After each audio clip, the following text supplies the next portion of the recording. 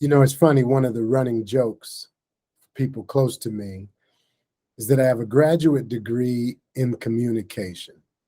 And yet sometimes I just don't do it well. I don't communicate well. And here's the thing, at a time when everybody has a microphone and everybody has a platform, it seems we're getting worse at listening.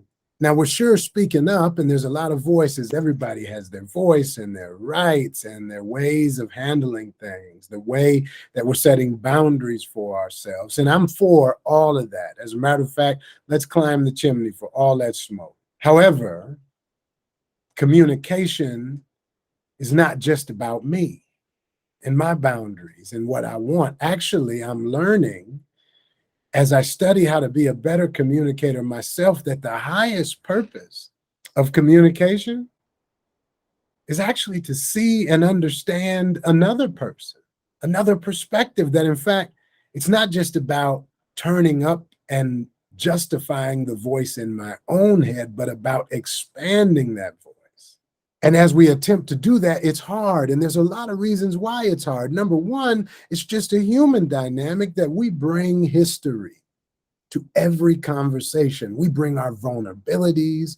We need our needs to be correct, our needs to be right, our needs to be justified, sometimes even our needs to be seen to every conversation. And the truth is, when I show up for some conversations, particularly ones with people I actually care about, I come with even more baggage. I'm looking for and scanning for and mining for what's wrong in what they're saying. I'm listening for what I don't agree with. I'm listening for what doesn't align or jive or thread with what I already know.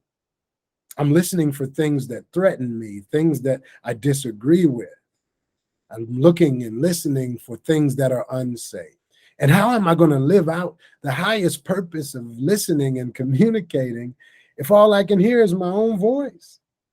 And the truth is, my voice is really just a collection of other voices I've listened to since the time I was born. I mean, we all came in with a blank slate and nothing. And what we know and believe now is simply a collection of all that we've listened to, all that's made it in, all that we've seen and experienced is what's in our voice. And often we don't stop to analyze, is it really true? Does it ring true what I think? Does it ring true what I believe? So we're in a world that's not listening well. We're in organizations where we can't hear each other. We're not able to create meaning. There's opposite sides for every issue. So what do we do?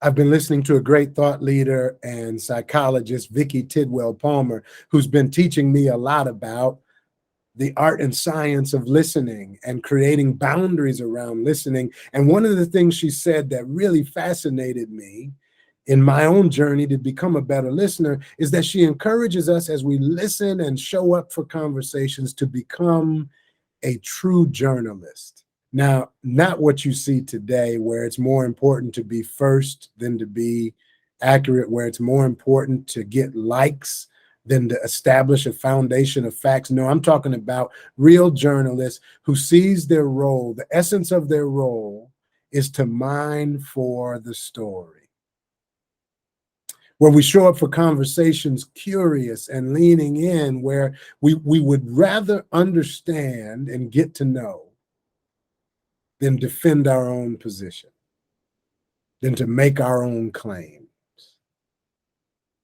Is there any room for the essence of journalism in my life? Is there a reporter present when I'm having tough conversations? Or am I hunkering down into new ways to get my own opinion heard? And when I am speaking, or when I am sitting down with someone else in a dialogue, why do I listen? Am I listening for the highest purpose of listening, which is to know and be known? Or am I listening to defend? There's a journalist inside of all of us, a true journalist. And in order for me to grow as a leader and in my relationships with people, I'm going to have to learn how to listen in a world where everybody wants to talk. Find that inner journalist and connect with people. Be a part of their story so that we can move the ball down the field together.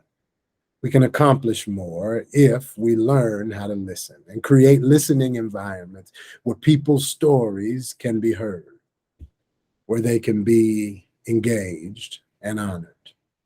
Translators, mount up.